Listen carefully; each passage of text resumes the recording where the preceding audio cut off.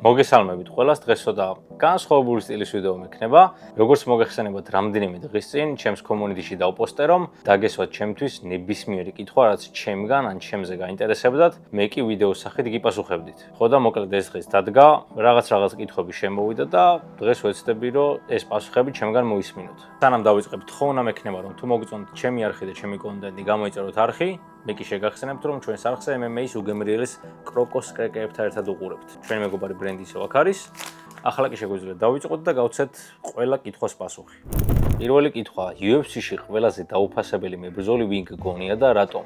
ალბათ ეხლანდელ მებრძოლებს გულისხმობ, ახლა ვინც იბრძვიან. სხვადასხვა ბევრი დაუფასებელი მებრძოლია, რომლებიც ჯერ ცოტა მაღლა არ ამოსულან და თავიანთ დაფასებას იპოვნიან. მაგრამ ეხლა მე გეტყვით მებრძოლს, რომელზეც მგონია, რომ ისე არ არის დაფასებული, როგორც უნდა იყოს.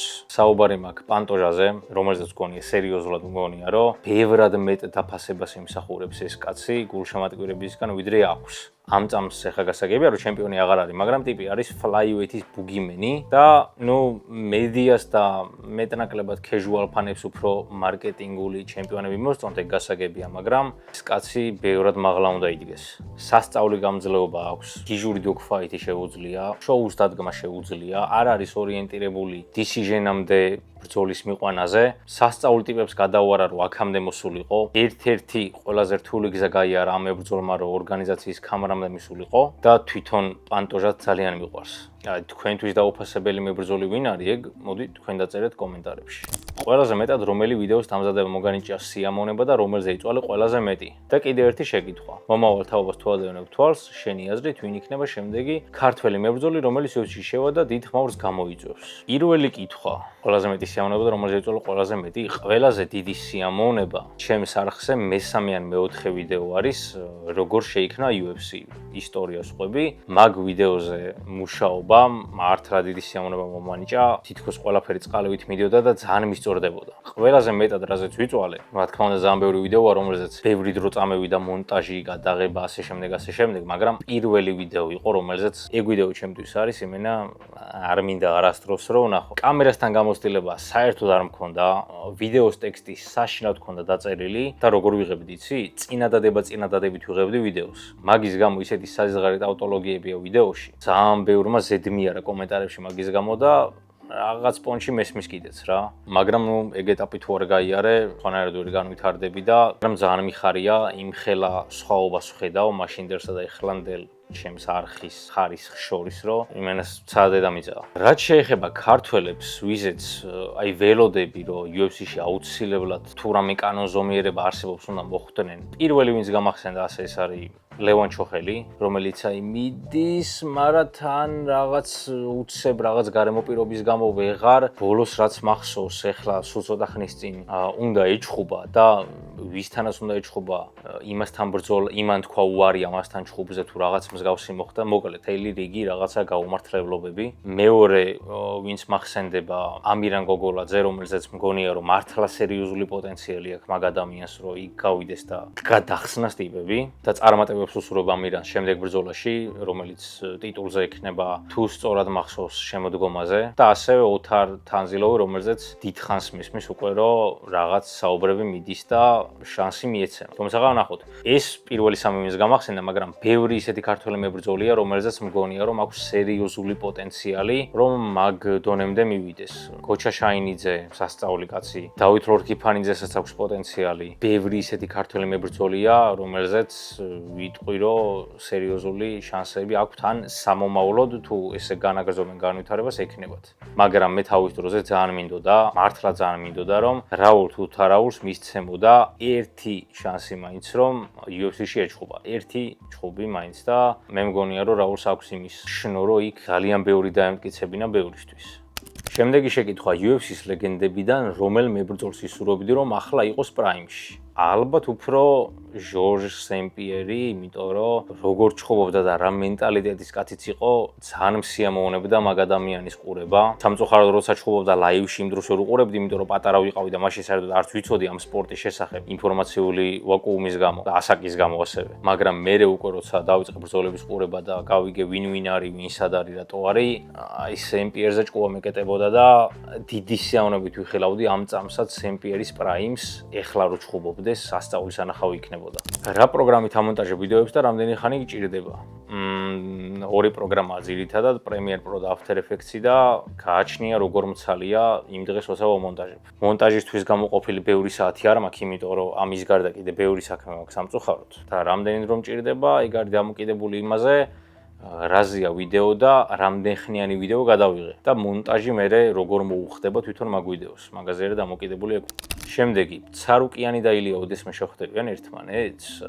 მე ძალიან მინდა რომ ეგ მოხდეს. მართლა აი სერიოზულად მაინტერესებს მაგ ბრძოლის ნახვა. ჩემთვის მაგ ბრძოლაში რაღაც ინტრიგა არის და ერთ-ერთი ყველაზე ნორმალური დაპირისპირება იქნება მაგ ზონაში. მაგრამ თუ გავითვალისწინებთ ცარუკიანის ბოლო დროინდელ და დარწმუნებული ვარ კიდე მომავალ აქციელებსაც, მე მგონია რომ კიდევ დიდი ხანი ორგანიზაცია კამერამდე არ მიუშვებს, თუ რაღაც მარკეტინგული სტრატეგია ან გეგმა არ გაიხაზა, რომელშიც ცარუკიანი ფიგურირებს როგორც ერთ-ერთი ფულის გაკეთების საშუალება ილიასთან ერთად ბრძოლას გულისხმობ. მაგრამ არ ვიცი, თავისი ხასიათი და დისციპლინა და ეს რაღაცა იუაზრო გამოხტომები, რომელზეც იმენა ვიქნინჯები, ეგ თუ არ გამოასწორა, მე ძალიან მეუჭობა რომ რაღაც შანსები მიეცეს, ასე რომ ნახოთ. რომელი ფაითი იყო ისეთი, რომელმაც UFC-ს ყურება შეგაყვარა. სხვათა შორის ესე კონკრეტული არ მაქვს, მაგრამ დასტინ პორიეს ჩხუბებმა შემაყვარა MMA. ნუ ეხლა რა თქმა უნდა ძალიან სასწაული და რაღაც მებრძოლი შეიძლება არ იყო ვიღაცების აზრით, მაგრამ მე რო უყურებდი, მით უმეტეს თავიდან უდიდეს სიამოვნებას მანიჭებდა პორიეს ყურება და აი შემეძლო უბრალოდ აი ჭამის დროს YouTube-ზე ჩამერთო პორიეს გოლები და მილიონჯერ რომ მქონდა ნანახი რაღაც კონკრეტული ჩხუბი, კიდე მეყურებინა. თუ UFC-ს მებრძოლი იქნებოდი, ვის სტილს აირჩევდი? ცოტა აფსაპასუხი მექნება მაგაზე, მაგრამ თუ იმენა სტილზე ვლაპარაკობთ და არა იმაზე, რომელ სტილს აირჩევდი, რომ ყველაფერი მოგეგო და გადაგეხსნა და რაღაცა, რამდენიმე წელი ადრე კარატეზე დავდიოდი, მოგეხსენებათ, კარატეზე ცოტა დანიერი დგომი გაქვს, ფეხები გაშლილი, ხელები წინ, wide stance რასაც ეძახიან და ეგ ჰქონდა მაკრეგორს. აი მაკრეგორის ეს ჩხუბში გომი რაც ჰქონდა, ძალიან მომწონდა რა. ილი რაღაც პონჩი ალბათ მაკრეგორის, მაგრამ ასევე ილიას სტილი მომწონს ძალიან. დგომში როგორც დგას, head movement-ი, ტანის მომენტი, footwork-ი, ყველაფერი რაც აქვს, მაგორიდან რომელიმეს ავირჩევდი სუბიექტური გემოვნებიდან გამომდინარე და მეტი არაფერი. რა თქმა უნდა არ იგულისხმობა ის, რომ რომელიმეს ან ერთს ან მეორეს თუ ავიღებდი, ყველაზე დუვლიდი და all time goat-ი და ის გავხდებოდი. არა, უბრალოდ სტილი მებრძოლის ალბათ მაგ ორის მომწონს ყველაზე მეტად. რომელ მებრძოლს აქვს ყველაზე ძლიერი მენტალიტი შენი აზრით? სიმართლე გითხრა ვერ გამოვარჩევ, მაგრამ ვიტყვი ესეთ რაღაცას, რომ ყველაზე მტკიცე მენტალობის მებრძოლები არიან ისეთები, ვისაც ყველაზე რთული ცხოვრება ჰქონდათ და ყველაზე რთული გზა გამოიარეს იქამდე, რომ წარმატების ამ საფეხურამდე მოსულიყვნენ. ყველაზე მეტად ვინც იცის ფასი იმ ყველაფრის, რაც გამოიარა რა. ჩემი პირადი აზრით, ესეთ მებრძოლებს უფრო მტკიცე მენტალიტეტი აქვთ. თუმცა რახან მე ვამბობ არ ნიშნავს, რომ ეგ ეგრეა. შენი აზრით, ილია თოფურია თუ დაამარცხებდა პრაიმ კონორ მაკრეგორს ან ხაბიბ ნურმაგომედოვს? ჩემი აზრით, ახლანდელი ამ წამს, ამ დროინდელი ილია თოფურია ძალიან სცემდა პრაიმ კონორ მაკრეგორს. ვიღაცამ შეიძლება ეხა იმენა სულელი მიწოდოს, მაგრამ ეგრე მგონია. ხაბიბთან ბრძოლასაც შეეხება, ჩემი აზრით, ცოტა გაუჭირდებოდა პრაიმ ხაბიბთან ბრძოლა, მაგრამ აქ ერთი ფაქტორი არის. მე ვფიქრობ, რომ მაშინდელი პრაიმ ხაბიბის დროს MMA-ს, კარგი MMA-ს მებრძოლი რო ყოფილიყავი, შენი დონე უნდა ყოფილიყო სიტყვაზე აი აქ. ეს იყო ტოპი. ხაბიბი იყო ტოპში, პიკში. იმენა კაცი ჭამია იყო. მაგრამ ეხლა რომ კარგი MMA-ის მებრძოლი იყო, ანუ ეს უკვე არის მინიმუმი. მინიმუმ აქ უნდა იყო, ხო ხტები? ანუ მაშინ ესე არ იყო. და ეხლა გინდა რომ იყო აქ და ამიტომ ეს ცოტა რთული ამბავი არის იმ პონჩში, რომ აი რა ერაში მოუწევდა მაგორ ადამიანს ერთმანეთთან ჩხუბი. ეხლა არ ვიცი ეს სუბიექტურობა შემომერია თუ რა არის, მაგრამ გულწრფელად მგონია რომ ილია პრაიმ ხაბიბსაც მოუგებდა. ეგრე ვთვლი, იმ უნარებიდან გამომდინარე, რაც მიწაზე აქვს. ფეხზე არაფერს აღარ ვამბობ. ვინ იქნება UFC-ის მომავალი ჩემპიონები სხვადასხვა ზონებში. ძალიან რთული სათქმელია, მართლა ძალიან რთული სათქმელია, მაგრამ გეტყვი, ვისზე გონია, რომ აქვს დიდი პოტენციალი, ოღონდ ბევრიც დასამტკიცებელი. ალბერტო მონტესი ეხლა მოვიდა UFC-ში. ტიპი არის, არ ვიცი, აი ანაკონდა ჩოუკი აიღო და ხელოვნების დონემდე აიყვანა ტიპს 3 თუ 4 ბრძოლა გზედიზე ანაკონდათი მოგებული სანამ UFC-ში მოვიდა და რაღაც იგიჟეები აქვს მოკლედ ნაკეთები. მე მგონია, რომ სერიოზული მებრძოლია, ჯერ დებიუტი ეხლა ცოტა ხნის წინ ქონდა ჰოლოვეი ოლივეირას ბუბის ქარზე. ძალიან ბევრი აქ დასამტკიცებელი, ბევრი ეგეთი მებრძოლი მინახავს, რომელზეც მithქვავს, რომ ვა, რა მაგარია და მე უცებ გაუსუხარებიათ. მაგალითად აი ველმეიქერი. ველმეიქერზე მეგონა რომ მეთქი ეს არის რაც არის მეთქი და მე გეიცით რაც მოხდა. თალკილდზე მგონია რომ ილია თოფურია თუ აღარ იქნება ლაითვეიჩი და ოდეს მე ხომ მოვა ის დრო. მე მგონია რომ სალკილდი რაღაცა სასწაულებს ჩაიდენს თუ ეგ საჩემპიონო მენტალიტეტი და დისციპლინა და ყველაფერი ის აქვს რაც ჭირდება ადამიანს რომ სერიოზული ჩემპიონი გახდეს. აი საჩემპიონო მასალასაც ეძახიან ეგ თუ ჰქონდა რაც კიდე დასამტკიცებელი არის ჯერ ამდენიმე ბრძოლაში მინიმუმ წინ სერიოზული შანსები აქვს სალკილს. ძალიან მევასება. დანარჩენი ხა იქ მაღლა რა იქნება და როგორ იქნება. Middleweight-ში და welterweight-ში სრული ქაოსი არის. ვერ გაიგებ ვინ ვის სად როგორ რანაირად. მით უმეტეს ისლამსთან ძალიან რთული ბრძოლები ელოდება, გინდა გარისთან და გინდა მორალესთან, რომელსაც არ უნდა შეხვდეს ამ ზაფხულს. Middleweight-ში რა მოხდება, კაცმა არ იცის. Light heavyweight-ში ულბერგს ვინ გამოუხტება, ვინმე თუ მოუგებს, ეგეც არ ვიცი. ჯერ ფიქრი მჭირდება მაგაზე და მოდი არ გიპასუხებ. და heavyweight-ში ასპინალს თუ ამდენი ხანი მტვერი უნდა დაედოს, პერეირა განიშორის გამარჯვებული გახდება undisputed ჩემპიონი. თუ კიდე ძალიან დიდი ხანი გაუსდა ასპინალს. თუ თოფურია სხვა ზონაში გადავა, ოლივეირას აქვს შანსი რომ lightweight-ის კამარი დაიბრუნოს? სხვათა შორის კი და ცოტა არა, იმიტომ რომ ეხა პლუს იმას რომ თან BMF-ის კამარი მოიგო, ეგ რაღაც პონჩი მაგ ამბავს კიდე წინ წაწევს, მაგრამ ჯერ ძალიან ბევრი რამე არის დამოკიდებული იმაზე, ილია სანამ წავა, აქ რას დატოვებს, ანუ ის დატოვებს ნაცემს, ნაბეგვს, იქ ვინ დამარცხებულს, ვინ გამარჯვებულს, მაგაზე არის ძალიან ბევრი რამ დამოკიდებული. ოლივეირას ახალაც აქვს შანსი, რომ კიდე ერთი სატიტულო შანსი მიიღოს, ჩემი აზრით. თან არ მგონია ორგანიზაციისთვისაც რაღაც წამგებიანი იყოს ეგ ამბავი, კიდე ერთხელ გააჩნია სიტუაცია როგორ დაალაგდება, მანამდე ვინ ვისთან მოიგებს, ვინ ვისთან წააგებს. იქ შეიძლება სენდენი ამოძროს, ეხა აქვს შანსი სატიტულოს მოეპაროს და მოკლედ მაგას დიდი ამბებია, ასე რომ ნახოთ. შენ რომ UFC-ის მებრძოლი ყოფილიყავი, რომელი იქნებოდა შენთვის უკეთესი? ყოფილიყავი ნიჭიერი, მაგრამ ზარამაცი თუ უნიჭო, მაგრამ მძიმე მშრომელი? ეს მაგარი კითხვაა. მიუხედავად იმისა, რომ ჩემს გარშემო სწავლი ნიჭის პატრონი ნაცნობები მყავს, რომლებსაც თავის საქმეში მართლა აი უბრალოდ ღმერთისგან ბუძებული ნიჭი აქვთ, აი უბრალოდ ნიჭი აქვთ და მორჩა და აკეთებენ ძალიან მაგარ რაღაცებს. მე ზოგადად ნიჭს არ უცნობ, გორია, რომ ადამიანი, რომელიც ნიჭიერია, მაგრამ ამ თავის ნიჭს ფლანგავს გულისხმობ იმას, რომ ხელს არ უწყობს თავის შრომით იქნება ეს დისციპლინით თუ რითიც არ უნდა იყოს იმას, რომ წოროლამდე მიაღწიოს თუ ეს აქვს მიზნად აუცილებლად დაჯობებს ადამიანი, რომელსაც აქვს მიზანი დასახული და აბსოლუტურად ყველაფერს გააკეთებს, რომ მიზანს მიაღწიოს. მე აუცილებლად ავირჩევდი, აი ორი წამითაც რო არ დავფიქრდებოდი ისე, რომ ყოფილიყავი მძიმე მშრომელი, გონია რომ მივაღწევდი აუცილებლად იმას, რაც დასახული მექნებოდა ამ მეთოდით. რას ფიქრობ ივნისის ქარდზე? კერძოდ ჰოლოვეის და ნოტარიუსის რევანშზე. შენი აზრით ეს ბრძოლა ნაღდის სანახაობა იქნება თუ წინასწარ დაგეგმილი შოუ, რათა შემდეგ დენა ბიძიამ ტრილოგიის ორგანიზება და კიდევ უფრო მეტი ფული შოუნა შეძლოს. წარმატებები YouTube-ზე და დიდი მადლობა შენი შრომისთვის. მადლობა თქვენ ამ კომენტარისთვის პირველ რიგში. ეხლა რაც შეეხება მაგ კითხვას, ბოლოდან რო დავიწყო, მაგ ბრძოლას არანაირი ტრილოგია აღარ იქნება ჩემი აზრით, უბრალოდ გამორიცხულია. მე საერთოდ მეეჭვება მაგის მერე მაკრეგორმა კიდე იჩხუბოს UFC-ში, ცოტა მეეჭვება და ივენთზე რო ვილაპარაკო ჩემთვის ეგ ჩხუბი არაფერში არ წერია საერთოდ, რო დაანონსდა, მეთქი რავი, რა შუაშია საერთოდ. ოღონდ რა მხრივ გულისხმობ. ხო არის ბრძოლები, რომელიც თან მაგარია, ინტრიგაც აქვს და პლუს ამას იცი, რომ ამით ბევრი შემოსავალი შემოვა და არა, ეს არის უბრალოდ იმისთვის, რომ მორჩა მაკრეგორი დაბრუნდა, ხალხი ვაუ, მაკრეგორი ისა ფული და არანაირი ინტრიგა. უსულო ბრძოლა არის ჩემთვის ეს ყველაფერი და ცოტა არ იყოს ცირკი. ვინც არ უნდა მოიგოს, პირადად ჩემი აზრია ეს, არაფერი არ იცვლება საერთოდ, უბრალოდ იჩხუბებენ და დამთავრდა. ერთი იშოვის ბევრ ფულს, მეორე უფრო ბევრ ფულს ხალხი გაერთობა, შოუ იქნება და მორჩა. მაგრამ მაინც იმასაც ვიტყვი, რომ მე მაკგრეგორი ძალიან მევასება, ძველი მაკგრეგორი მით უმეტეს. ამიტომ რა თქმა უნდა, ეხა არ მოვიტყუები და ვიტყვი, რომ მისი დაბრუნება გამიხარდა და კიდევ ერთხელ რო ვიხილავ, უფრო სწორად თუ ვიხილავ ოქტაგონზე, მართლა გამიხარდება. შენთვის რომელია ყველა დროის საუკეთესო ჯონ ჯონსი თუ ფეოდორ ემელიანენკო? არც ერთი და არც მეორე ჩემო კარგო. ეს არის ძალიან სუბიექტური პასუხი.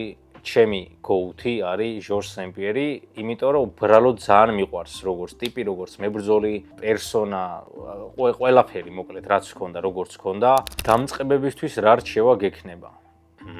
ეს ალბათ გულისხმობ ადამიანებს, ვინც MMA-ის კარიერას ახლა იწყებთ და ალბათ ძირითადად ბავშვები. არ გაკადრებთ და არც ვიკადრებ იმას, რომ მოგცეთ რაიმე ისეთი რჩევა, რომელიც უშუალოდ MMA-ს ეხება და რომელიც მწვრთნელმა ან ისეთმა ადამიანმა უნდა გითხრათ, ვინც ამ სპორტში ახლაც არის, ან იყო. მოკლედ რო თქვა საუბარი მაქვს ისეთ ადამიანებზე, ვისაც იმ საქმესაც უნდა რომ გაყვნენ, ძალიან სერიოზულად ეკიდებიან და ძალიან უყვართ. ეს თუ არ არის, მაშინ დაივიწყეთ ყველაფერი. შრომის გარეშე რო არაფერი არ გამოვა, ეგ ჩემზე კარგად იცით, დაუღალავი შრომა, აი მართლა დაუღალავი შრომა, ეს არის პირველი, რაც აუცილებლად უნდა გააკეთოთ. მეორე, შრომაზე ბევრად მთავარი. შეიძლება შენ ძალიან შრომელი ადამიანი იყო, მაგრამ არ გქონდეს დისციპლინა. იმუშავეთ საკუთარ თავზე, რომ გქონდეთ მტკიცე დისციპლინა. მე ესე მჯერა, რომ ადამიანმა თუ მიიყვანა საკუთარი თავი იმ კონდიციამდე, რომ მაინც აკეთოს ის საქმე, რაც ძალიან ეზიზღება, ეჯავრება, მაგრამ იცის, რომ ამის გაკეთება აუცილებელია და მაინც ადგება წავა და გააკეთებს. ამ კონდიციამდე თუ მიიყვანეთ თქვენი თავი, დამიჯერეთ, რომ ძალიან დიდი საქმე უკვე გაკეთებული გაქვთ თქვენი თავისთვის. თქვენ თუ დისციპლინას სერიოზულ ყურადღებას დავუთმობთ და გაათვითცნობიერებთ იმას, რომ არავინ თქვენი დამხმარე არ არის და დადგება მომენტი, როცა გაანალიზებთ, რომ რასაც არ უნდა აკეთებდეთ, რეალურად მარტო ხართ, არავინ არ გამოგიწვნეთ დახმარების ხელს, თქვენი თავის პატრონები თქვენ თვითონ უნდა იყოთ. მერე დამიჯერეთ ძალიან ბევრი რამე თქვენ ცხოვრებაში უკეთესობისგან შეიცვლება. ეს არის ჩემი გამოცდილება და რასაც ვამბობ, საერთოდ არნიშნავს იმას, რომ ეს ჭეშმარიტება. ეს არის უბრალოდ ჩემი აზრი. მესამე, რომელიც არანაკლებ მნიშვნელოვანია, ჩემი აზრით, ეს არის საკუთარი ფასის ცოდნა, საკუთარი თავის პატივის ცემა. და ბოლო რჩევა, რომელიც აბსოლუტურად გამოცდილებას დაყრდნობილია და მეტი არაფერი, სიამოვნება არის უშუალოდ პროცესი და არა საბოლოო დანიშნულების ადგილამდე მისვლა. თუ თქვენ თავს ისე განაწყობთ, რომ სანამ ბოლომდე მიზანს არ მიაღწევთ და ბოლო წერტილამდე არ მიხვალთ, იქამდე არასდროს თქვენ თავს ცოტა ბედნიერების, ცოტა გართობის, ცოტა რაღაცის ფუფუნებას არ მისცემთ, დამიჯერეთ როგორც კი აქამდე მიხვალთ, აი ამას მიაღწევთ და უკან მოიხედავთ, მიხვდებით, რომ რაღაცა მაინც არ ხარ ბედნიერი. ყოველთვის დაუკმაყოფილებლობის სინდრომი გექნებათ და დამიჯერეთ ეგ დამღუპელია, როცა ყოველთვის ძალიან მაღალი სტანდარტი გაქვს და შენ თავს ვერ ასწავლე პროცესით სიამოვნება. ის სიამოვნეთ პროცესით და უბრალოდ ეცადეთ, რომ ყოველ მეორე დღეს 1% იყოთ უკეთესი, ვიდრე წინა დღეს იყავით. სავსებით საკმარისია და გრძელვადიან პერსპექტივაში სასწაულ შედეგებს მოგცემთ. და გავედით, ბოლო კითხვა. ოდესმე გიცდია MMA-ში კარიერა? არა, პროფესიონალურ MMA-ზე საერთოდ ლაპარაკიც არ მაქვს. როგორც უკვე გითხარით, ეს სპორტი ცოტა გვიან შემოვიდა ჩემ ცხოვრებაში და ყურებით ბევრად მეც სიამოვნებას ვიღებდი. მაგრამ ეს ბოლო რამდენიმე თვე სერიოზულად დავინტერესდი, რომ MMA სამოყვარულო დონეზე, მხოლოდ და მხოლოდ სამოყვარულო დონეზე, ჩემთვის უბრალოდ მესწავლა და შევედი კიდეც. სასწაულ სიამოვნებას ვიღებ ვარჯიშის დროს. უბრალოდ ვცდილობ, რომ ვიყო მოყვარული MMA-ის ტიპი, რომელმაც რო რამე ჩხუბი იცის და რამე ისეთ ვითარებაში თავს დაიცავს. სამწუხაროდ ეს ბოლო 3 კვირა ვეღარ მივედი ვარჯიშებზე, იმიტომ რომ პრობლემური მუხლები და ტერფები მაქვს ბავშვობიდან. თავის დროზე არ მივხედე, ექიმებთან არ ვიარე, ასე შემდეგ და ამ MMA-ზე სიარულმაც თავის იქნა, ამხელა დატვირთვა ჭიდაობის და სპარინგის დროს მუხლებზე და ტერფებზე, ცუდად აისახა ჩემზე, ცოტა გამერთულდა ამბავი, მტკივა, რაღაც დისკომფორტები მაქვს და სანამ ბოლომდე კარგად არ გამოვიკვლევ და რეაბილიტაციას არ გავივლი, მანამდე ალბათ აღარ დაუბრუნდები დარბაზს. მოკლედ რო ვთქვა, რამდენიმე თვიანი პაუზა მაქვს. მოკლედ გავედი ბოლოსკენ, დღევანდელისთვის სულ ეს იყო. მინდოდა უბრალოდ კამერასთან დამოჯდარიყავი და კითხვებზე პასუხი გამეცა, არ ვიცი ეს ფორმატი მოგეწონათ თუ არა. მე კი აქ დაგემშვიდობებით, თუ მოგწონთ ჩემი კონტენტი, კიდევ ერთხელ ხოვნა იქნება, რომ ეს ვიდეოც მოიწონოთ და არხით გამოიწეროთ. მე კი გემშვიდობებით მოვალ ეპიზოდამდე. აბაჰე და აბაჰო.